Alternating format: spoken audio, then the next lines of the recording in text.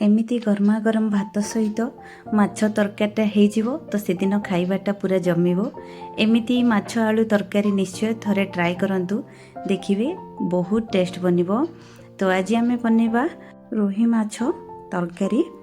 तो एमिति आलू देकी थरे निश्चय बनातु, बहुत टेस्ट बनिबो।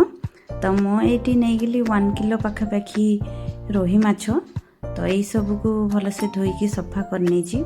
एटा मैरिनेशन करनबा मु एटी देदेली 1 स्पून पाखापाखी हलदी गुंड, देदेली 1 स्पून पाखापाखी लुण, एटी 1 स्पून देदेली मु लंका गुंड, एटी मु 1 स्पून देदेली सोरिष तेल।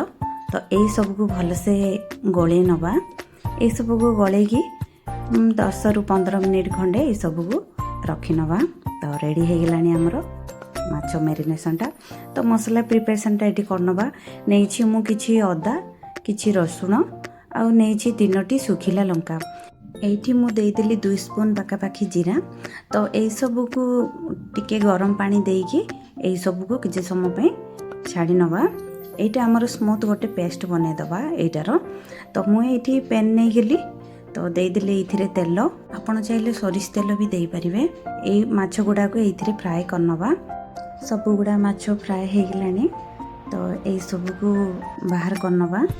तो हो गलानी हमरो माछ फ्राई। एमिति गोल्डन हला पर्यंत भाजी नेबे। तो हो गलानी यही सब बाहर करनबा। तो सब गुडा माछ एडी भाजी नेछि। तो सेम पैन रे मु दे एथिरे आलू गुडा को भी भाजी नछि। हळदी दबा दरकार नै, जेहेतु आमे माछ भाजी थिले। तो हो गलानी आलू गुडा को भी हमर एमिति गोल्डन ब्राउन टाइप रो। तो बाहर करनबा। सेम पैन रे मु देदेली किछि जीरा। एठी मु देदेली पियाज प्यूरी।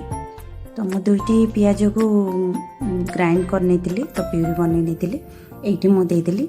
एटा किछि समय पे भाजी नबा भल से, जहा कि आर कंचा स्मेल पळेला पर्यंत। एठी मु देदेली हमरो सुखिला लंका, अदा रसुण रो प्यूरीटा एठी मु देदेली। एई सब को भी देकी किछि समय पे भाजी नबा भल से। तो एठी मु देदेली गोटे टमाटो प्यूरी। एठी मु गोटे टमाटो प्यूरी करी देदेली। एठी मु किछि दे दोछि लुण। तो एई सब को भी भल से कसी नबा, जहा हमरो कंचा स्मेल पळेला पर्यंत। तो हे गलानी एठी मु दे दोछि लंका गुंड, हळदी गुंड, दे दोछि किछि धनिया गुंड, देदेली किछि जीरा गुंड। तो एई सब को देकी किछि समय पे भल से कसी नबा। हे गलानी हमर देखो तेल गुडा को छाड़ी देछि। तो एठी मु दे दोछि आलू।